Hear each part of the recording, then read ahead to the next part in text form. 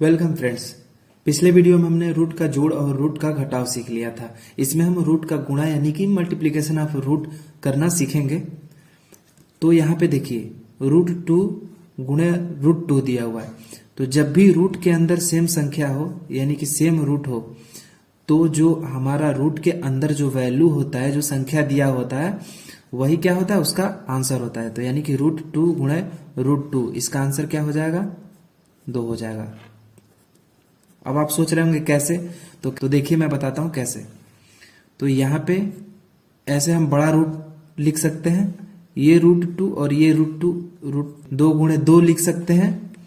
तो देखिए आप जानते हैं कि जब भी ऐसे संख्या पेयरिंग में होता है तो एक बाहर आ जाता है, ठीक है, तो वो उसका आंसर हो जाता है। या फिर मान लीजिए कि इसका स्क्वायर हो जाता है, तो स्क्वायर से ये क्या हो जाता है, रूट कट जाता है, तभी भी इसका आंसर 2 आता है। समझ गए कि कैसे जो सेम संख्या होता है वो उसका आंसर आता है। अब देखिए यहाँ पे क्या दिया हुआ है, √7 गुणे √7 दिया हुआ, तो इसका आंसर क्या होगा, आप अपनी नोटबुक निकालिए और उसमें सॉल्व करके देखिए।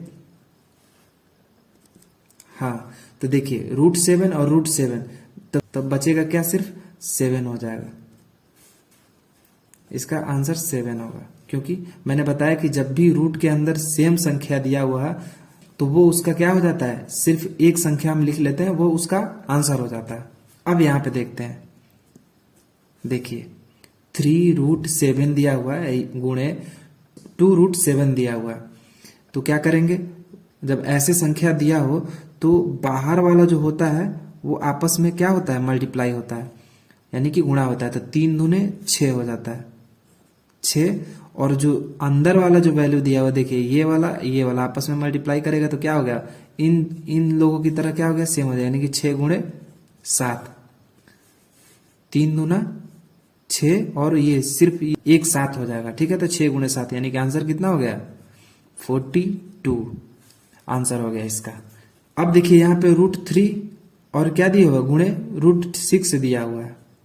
तो इसको हम कैसे लिखेंगे, ऐसे रूट का बड़ा सा निशान लेंगे और इसे 3 गुणे 6 लिख सकते हैं, है ना। अब इन दोनों का आपस में गुणा करेंगे, क्या हो जाएगा, 6 × 18, यानी कि रूट इसका 18 आंसर हो गया। अब इसको हम एक और तरीके से लिख सकते हैं, देखिए कैसे। यहां पे √3 गुणे इस 6 को हम 3 गुणे 2 लिख सकते हैं ना, तो बिल्कुल लिख सकते हैं।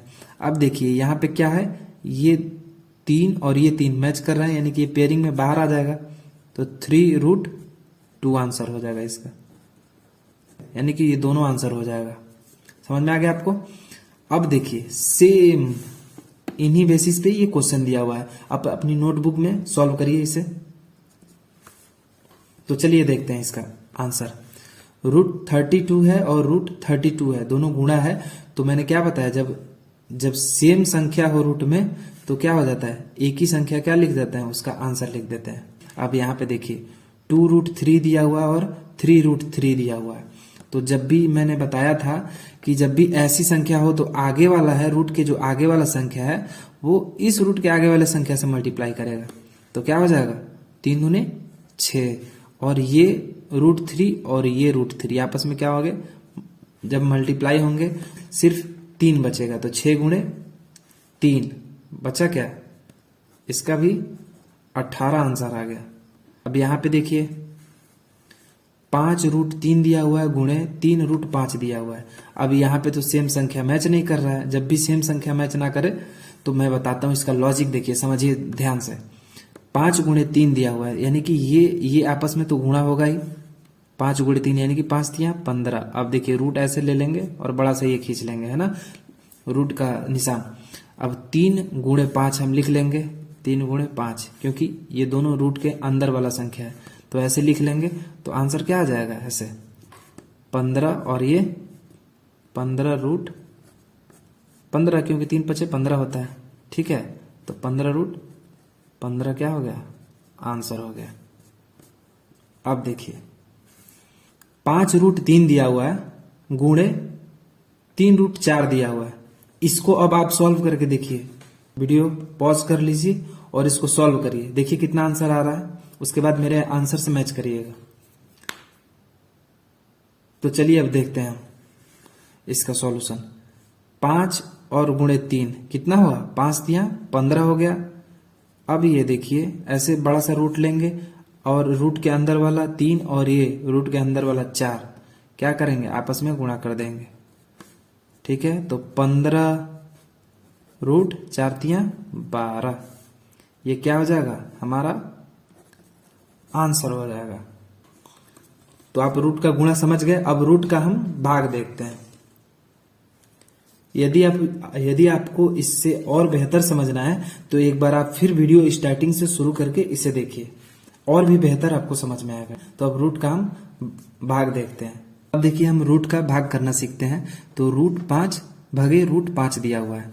तो कभी भी आप जानते हैं कि हम जैसे 4 भागे 4 करते हैं तो इस 4 से 4 क्या होता है, 4/4 ऐसे होता है, और 4 से 4 आपस में क्या होता है, कैंसिल होके 1 आ जाता है।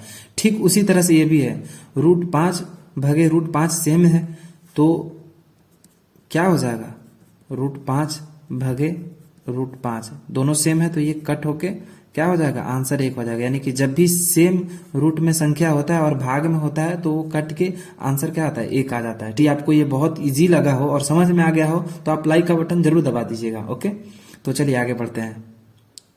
यहां पे देखिए 3√2 दिया हुआ है भागे √2 दिया हुआ है, तो इसको हम कैसे सॉल्व करेंगे।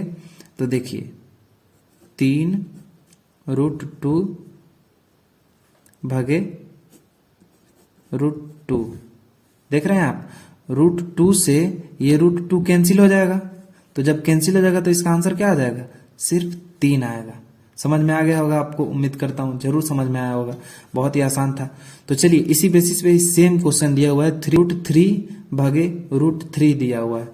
तो अब आप इसको सॉल्व करके देखिए आपका आंसर कितना आ रहा है।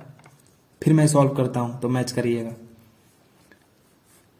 तो √3 भागे √3 ये क्या हो गया, कट हो गया, तो आंसर कितना आएगा, 1 आएगा। ये देखिए 4√12 है भागे 2√3 है।